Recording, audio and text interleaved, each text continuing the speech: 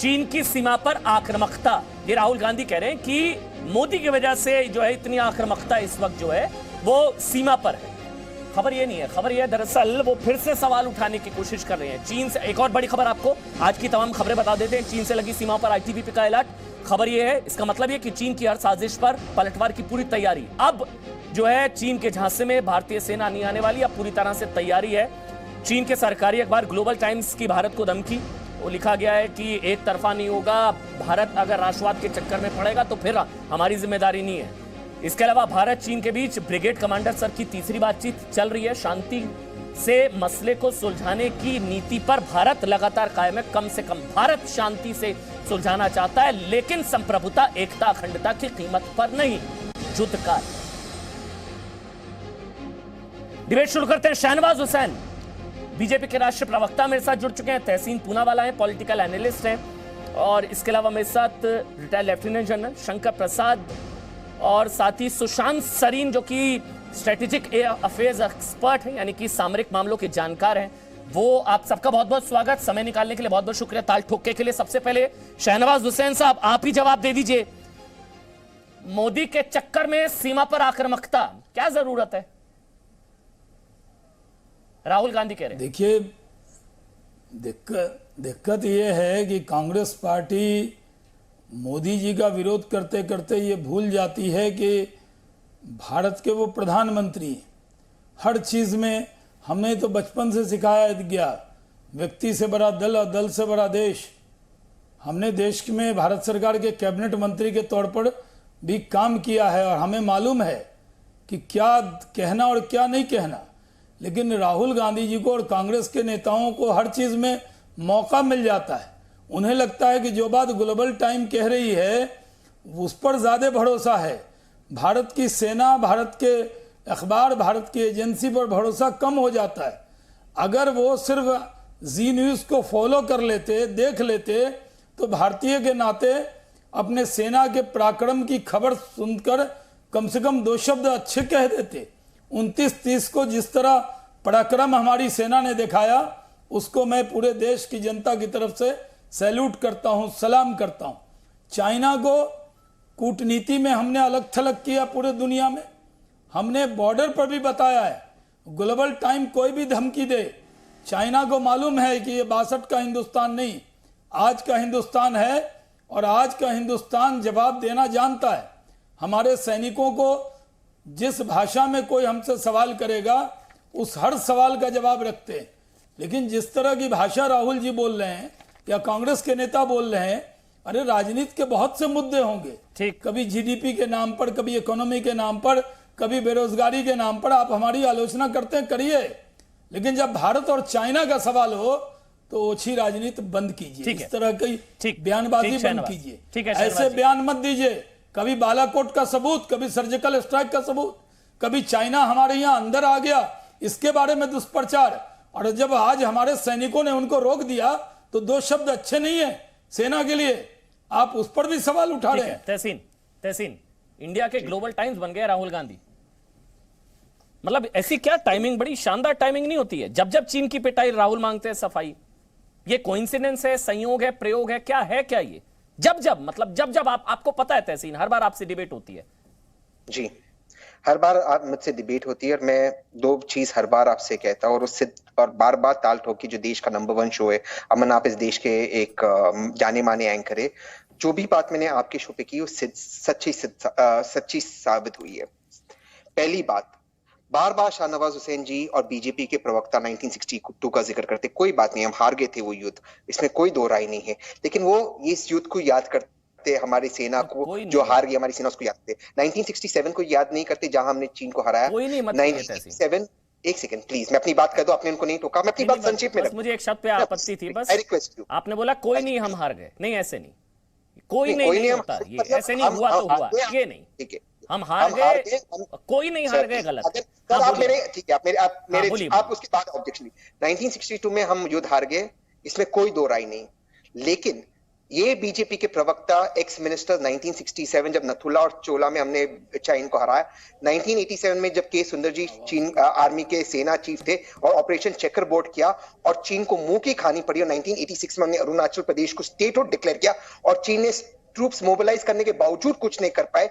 हजारों की संख्या में चीनी सेना की लाशें गिरी, उसके बारे में कभी जिक्र नहीं करेंगे। सिर्फ 1962 पर बात करते हैं ये लोग। कोई बात नहीं, इनकी देशभक्ति हमें समझ में आती है। मैं अपनी बात संक्षेप में खत्म करना चाहता हूं। इस वक्त सदर्न एरिया में हमारा बोलबाला है, हमने सदर्न एरिया में डोमिनेंट पोजीशन ले लिया है, लेकिन नॉर्दर्न एरिया में अब भी चीन आगे है और फिंगर फोर के ऊंचाई पर अब भारत की सेना है और हम डोमिनेट कर रहे हैं। लेकिन सवाल अब भी है जो मैं बार बार ताल ठोके पे उठाता हूं, वो उठाकर मैं अपनी बात खत्म कर रहा हूं। फरवरी और मार्च में 17 और 18 एनटीआरओ और आईटीआरबी, जिसका आपने अभी जिक्र किया, रिपोर्ट आई अमित शाह जी और अजीत डोवल जी को कि चीन घुसपैठ कर रहा है उनके मिलिट्री एक्सरसाइज द्वारा। हम ऑपरेशन नमस्कार कर रहे थे, हमने अपना मिलिट्री एक्सरसाइज लद्दाख में नहीं किया। अप्रैल से जी न्यूज, एनडीटीवी, जी न्यूज, डीएनए, ये खबर आ रही थी कि चीन का घुसपैठ हो रहा है। फिर भी इन खबरों को, इन रिपोर्टों को अजीत डोवल ने अवॉइड किया, अमित शाह जी ने अवॉइड किया, और पहली चाइना स्ट्रेटेजिक ग्रुप की मीटिंग में 18 को ही जब घुसपैठ हो चुका था, इसकी जिम्मेदारी क्या अमित शाह जी और अजीत डोवल जी लेंगे या नहीं लेंगे? संक्षेप में मेरा ये सवाल, इसका जवाब। एक काउंटर, उसके बाद मैं आगे बढ़ जाऊंगा। एक काउंटर, अभी आपने एक बात बोली कि सदर्न एरिया में हमने डोमिनेट किया, मतलब पैंगोंग के, बिल्कुल अच्छा लगा मेरे को। मतलब ये भारतीय सेना का शौर्य, अब इसमें आप कम से कम सबूत नहीं मांग रहे। बस मेरा ये कहना था, मेरी इच्छा थी, सुनिए ना, कि अगर भारतीय सेना ने गलवान के बाद पैंगोंग में पिटाई की सेना की, चीन की, तो उनको ट्वीट नहीं करना चाहिए था, बनस्पत इसके कि हाँ हमारी सेना ने गलवान से लेकर पैंगोंग तक, जो आप भी मान रहे हैं दक्षिणी छोर पर हम टॉप पर है, इंडियन आर्मी ऑन टॉप, उस पर एक शब्द नहीं कहा राहुल गांधी ने, बल्कि उल्टा सवाल पूछ लिया। चीन की पिटाई, राहुल गांधी सरकार से सफाई, ये टाइमिंग है क्या? आप बताइए ना, अगर मैं गलत कह रहा हूं। एक ट्वीट नहीं किया राहुल गांधी ने, वो एक बात कहते कि हाँ शानदार हमारी सेना ने कार्य किया। मोदी नहीं, छोड़ दीजिए मोदी, भूल जाइए मोदी, भूल जाइए बीजेपी, मतलब नहीं है मुझे, सेना। मैं संक्षेप में जवाब देता हूं। There is no doubt about it कि सदर्न पैंगोंग सो में हम इस वक्त डोमिनेट करें। ना सिर्फ वो, जो फिंगर फोर पे मैं हर बार प्रश्न उठा रहा था जी न्यूज पर आकर, फिंगर फोर के ऊंचाई पर ये किसी ने अभी तक खबर ब्रेक नहीं की, सिर्फ एक पत्रकार ने। भारत की सेना है, हाँ, और हम लोग फिंगर फोर पे डोमिनेट भी कर रहे हैं। फिंगर फोर पे पूरी तरह से अब हमारा कब्जा है और हम उसको समझाइए ना राहुल जी को, आप भी तो सुनते हैं, समझाइए ना। जितना आप पढ़, मेरे को अच्छा लगा तहसीन, इतना पढ़कर बैठे हैं, उनको थोड़ा समझा दीजिए। अच्छा नहीं लगता मेरे को भी बार बार उनको समझाना, डिबेट करना, आप उनको समझाइए, वो ऐसे ट्वीट ना करें। वो कह रहे हैं कि ये मोदी में डिजास्टर है, बॉर्डर पर एग्रेशन, कोई जस्टिफिकेशन है इसका? जितने भी लोग ताल ठोक के देख रहे हैं, मैं बहुत ईमानदारी से सवाल पूछ रहा हूं, अगर वो कह रहे हैं राहुल गांधी बॉर्डर पर एग्रेशन, मोदी में डिजास्टर, आप सोचिए कोई क्यों ऐसा कहेगा इस टाइम पर? कहना चाहिए ये तहसीन, आप तो इंडिपेंडेंट पॉलिटिकल एनालिस्ट है ना, बताइए, कहना चाहिए किसी को बॉर्डर पर एग्रेशन, मोदी मेड डिजास्टर? मैं ये नहीं कहूंगा कि ये मोदी मेड डिजास्टर है, मैं इससे इत्तेफाक नहीं रखता राहुल की बात से। लेकिन अमित शाह और अजीत डोवल, क्योंकि अजीत डोवल जी की तीसरी इंटेलिजेंस फेलियर है, पठानकोट में वो फेल हुए थे, वो पुलवामा में फेल हुए थे, जबकि स्पेसिफिक इंटेलिजेंस थी, ये तीसरी इंटेलिजेंस फेलियर, जबकि एनटीआरओ की रिपोर्ट, सैटेलाइट इमेजेस सीधा उनके पास आती। अजीत डोवल जी को इसका जवाब देना पड़ेगा, हम भारत के लोग उनसे सवाल पूछ रहे हैं, अजीत डोवल को जवाब देना होगा क्यों इंटेलिजेंस फेलियर। सुशांत सरीन हमारे साथ है, अब एक बार, अब जो एक्सपर्ट्स मेरे साथ हैं, अब जो एक्सपर्ट्स हैं, एक बार उनका मैं कमेंट ले लेता हूं, क्योंकि मेरा भी थोड़ा ज्ञानवर्धन होगा, राहुल गांधी भी ताल ठोक के देखते हैं, उनके लिए भी जरूरी है, ताकि उनका होमवर्क ठीक होना चाहिए। सुशांत सरीन, जो गलवान के बाद पैंगोंग में हुआ, चीन, मतलब क्या चीन भारत को उकसाने की कोशिश कर रहा है? और भारत की जो स्ट्रेटेजी है, जो रणनीति है, जिस तरीके से जवाब दिया गया, आप बेहतर जानते हैं सब, ब्लैक टॉप पर कब्जा और तमाम चीजें, क्या हम ठीक डायरेक्शन में हैं? हमारे पास और कोई विकल्प भी नहीं था। या तो ये हो कि पहले की तरह हम अपना दूसरा गाल चीन के आगे रखें कि एक गाल पे थप्पड़ रसीद दिया है तो दूसरे पे भी रसीद दें। अगर वो नहीं करना था तो फिर तो हमारे को जो 29 और 30 की रात को हमने एक्शन लिया, और आज जो खबरें आ रही हैं, अब वो कितना पुख्ता खबरें हैं मुझे नहीं मालूम, लेकिन फिंगर फोर के ऊपर अभी भारत की सेना पहुंच गई है और बिल्कुल आमने सामने चीनियों के साथ हम लोग हैं। तो अगर ये हालात पैदा हो रहे हैं तो फिर मेरे ख्याल नीति मेरी नजर में तो ठीक है, बिल्कुल ये एक हम एस्केलेशन लैडर पे चढ़े हुए हैं और ये हालात बद से बदतर हो सकते हैं। लेकिन और चारा भी क्या है, या तो आप अपनी भूमि के ऊपर चीनियों को अतिक्रमण करने दें और चुप करके आप दही पीने चले जाएं पीछे, या फिर आपको डट के वहां पर खड़ा होना पड़ेगा, जो भारत की सेना, और सेना अपने तय तो करती नहीं है, सरकार के आदेश पर ही करेगी अगर ये काम करेगी। तो सेना तो वहां पर डट गई है, तो मेरे ख्याल इसका तो मैं स्वागत करता हूं। जहां तक बाकी चीन क्या करना चाहता है, क्या वो भारत को उकसा रहा है, मेरे ख्याल उकसाना एक तरीके का साइड शो है। अगर भारत को वो उकसा लेता है तो वो एक अलग बहस है, लेकिन मेरे ख्याल चीन जो कुछ कर रहा है वो अपने तय कर रहा है, अपनी मंशा से कर रहा है।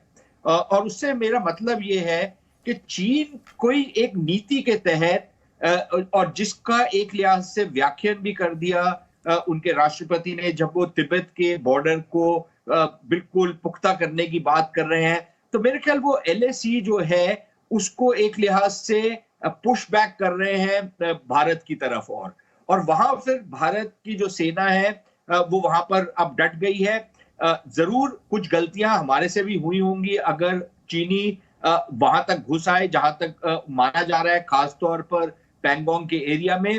बाकी एरियाज में उनका जमावड़ा जरूर है, लेकिन जहां पर पोजीशंस पहले थी उससे वो आगे नहीं बढ़े, जहां तक मेरी खबर है। ठीक सर।